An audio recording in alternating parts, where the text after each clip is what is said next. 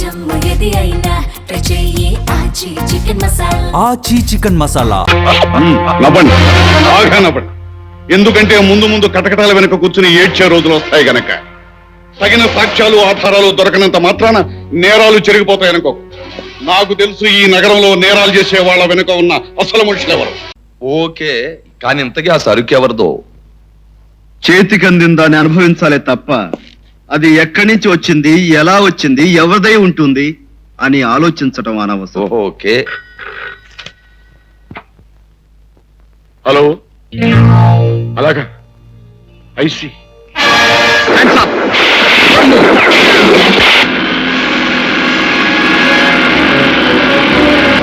Inspector, arrest. Constables, come on. Constables, తీసుకురండి.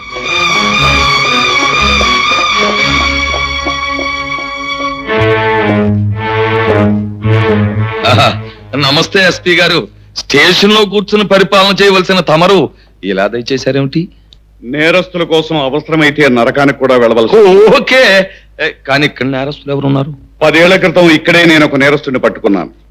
ఈ 10 ఏళ్లలోనూ అతను నేరాల్లో అలాగే ఉన్నాడా, ఇంకా పెరిగి పెద్దవాడయ్యా? పెరిగి పెద్దవాడు అవ్వడం వరకు ఓకే, కానీ నెలలో మాత్రం కాదు అని మీరు చెబితే నన్ను నమ్మమంటారు. ఇదిగో ఎస్పీ గారు, గతంలో చెడ్డవాళ్ళైన వాళ్ళు ఆ తర్వాత చాలా చాలా మంచి వాళ్ళుగా మారిపోయినట్టు అనేక పురాణాల్లోనూ చరిత్రలోనూ కావలసిన ఉదాహరణలు ఉన్నాయి. ఉదాహరణ చెప్పి నా చేతిలోంచి తప్పించుకోవడం అసాధ్యం. ఇదిగో ఎస్పీ గారు, ఇలా తల్లకిందులుగాను డొంక తిరుగుడుగాను మాట్లాడితే నాకు కిట్టదు. ఓకే, చెప్పదలుచుకున్నదేదో స్ట్రైట్ గా సూటిగా చెప్పండి. ఓకే. నిన్న మా డిపార్ట్మెంట్ వాళ్ళు దొంగతనంగా బియ్యం రవాణా చేస్తున్న కొన్ని లారీలను పట్టుకున్నారు. వాటి తాలూకు డ్రైవర్ల ద్వారా కొంత ఇన్ఫర్మేషన్ కూడా తెలిసింది. ఆ లారీలకు మీకు సంబంధం ఉంది. చాలా బాగుంది ఎస్పీ గారు. ఫలానా ఆడదాంతో మీకు సంబంధం ఉందా అని అడిగితే అర్థం ఉంది, కానీ లారీలతోనూ కారులతోనూ సంబంధం ఉందా అని అడుగుతారేమిటి? కొంపదీసేది ఏమన్నా జోక? చెప్పండి, నవ్వుతాను.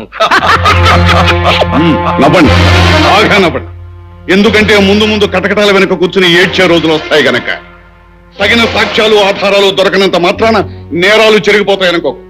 నాకు తెలుసు ఈ నగరంలో నేరాలు చేసే వాళ్ళ వెనుక ఉన్న అసలు మనుషులు ఎవరు. పాపం 12 రోజున, కాలం తీరిన రోజున మీలాంటి వాళ్ళు పట్టుబడక తప్పదు. వస్తాను. అయ్య బాబోయ్, అంత వార్నింగ్ ఇచ్చేటట్టు నిన్నెవడు వినమన్నాడు రా రాస్కల్. Get out.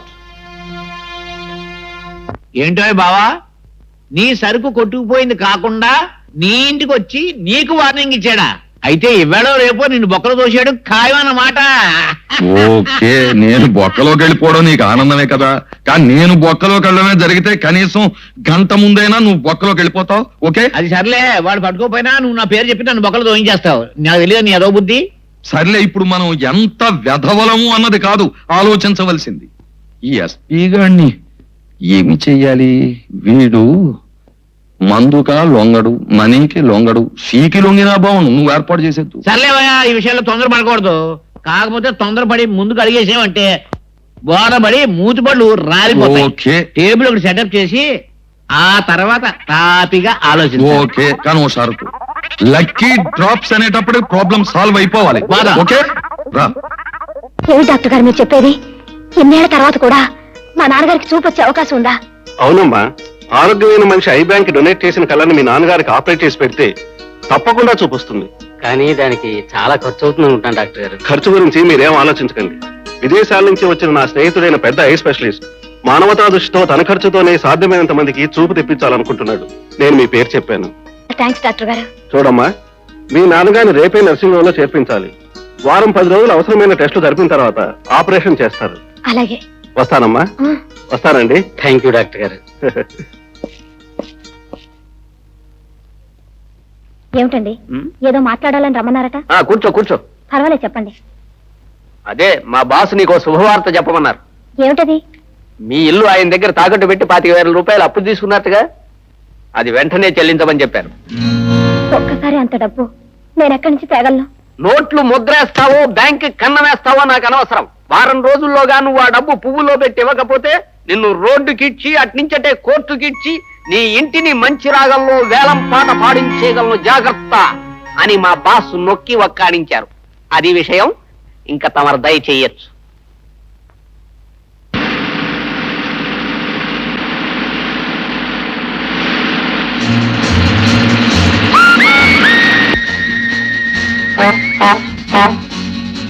రేయ్.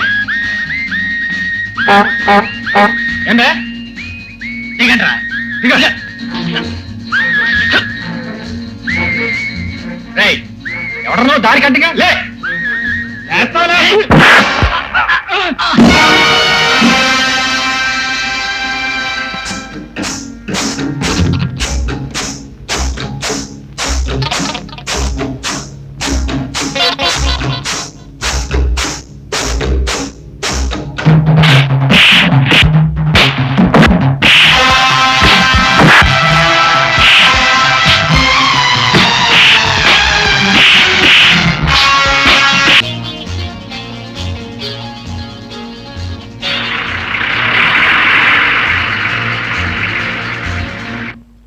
ఓకే, కానీ ఇంతకీ ఆ సరుకు ఎవరిదో? చేతికందిన దాన్ని అనుభవించాలే తప్ప అది ఎక్కడి నుంచి వచ్చింది, ఎలా వచ్చింది, ఎవరిదై ఉంటుంది అని ఆలోచించటం అనవసరం. ఓకే, కానీ ఆ సరుకు మా కైలాసం బావుది అయితే కాస్త పండగ చేసుకుందామని అడుగుతున్నాను. నువ్వు ప్రశ్న అడిగినంత మాత్రాన నేను జవాబు చెప్పాలని ఎక్కడా లేదు. ఓకే, నీ ఇష్టం వచ్చినట్టు ఊహించుకుని పండగే చేసుకుంటావో ఉత్సవమే చేసుకుంటావో అది నాకు అనవసరం. ముందు నాకు రావాల్సినది పడే. ఓకే, ఇదిగో ఓ 25,000 అయ్యగారికి ఇచ్చి పంపించు. అలాగనే రండి. ఓకే.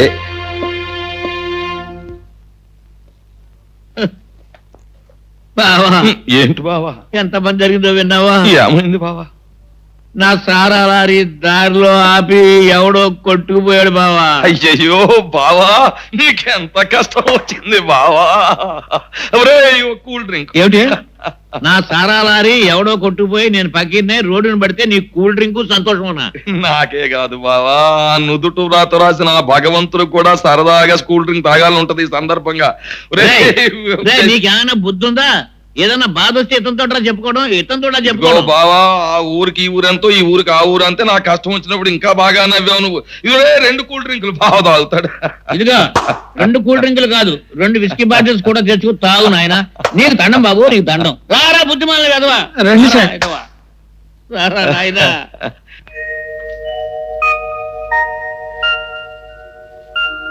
ఏమిటిది రాజా? చూడు, నీకే తెలుస్తుంది.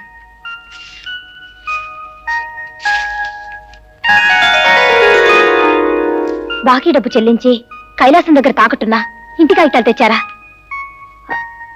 అంత డబ్బు ఇష్టమైన మనుషులు కష్టంలో ఉన్నప్పుడు వాళ్ళకి సహాయం చేయడం వలన మనకు నష్టం లేనప్పుడు చేసేసేమన్నాడు ఓ పెద్ద మనిషి. చేసేసాడు ఈ చిన్న మనిషి. అంటే ఆ బాకీ మీరు తీర్చేశారా? అంత డబ్బు మీకెక్కడిది? మనస్సుండాలే గాని మార్గాలు 1,00,000 అన్నాడు ఇందాకటి పెద్ద మనిషి. ఆ 1,00,000లో ఓ చిన్న మార్గాన్ని ఎన్నుకుని ప్రొసీడయ్యాం, బాకీ తీర్చేశాం. కానీ మేం మీకు ఎవరమని, ఏమవుతామని ఇంత సహాయం చేశారు? కొన్ని ప్రశ్నలకు జవాబులు మాటలతో చెప్పలేం, మనసుతో తప్ప అని అదే పెద్ద మనిషి చెప్పాడు. రాజా, ఒక మనిషిని చూడగానే కలిగిన ఇష్టం ప్రేమ అవునో కాదో చెప్పలేను, కానీ నీ మీద నాకు అలాంటి ఇష్టమే కలిగిందని చెప్పగలను.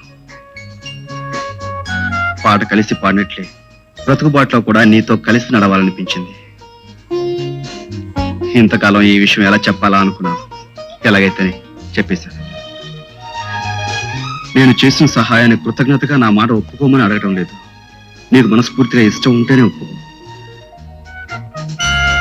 నా ఆశకు రూపం ఈ గులాబీ. ఇక నిర్ణయం నీది.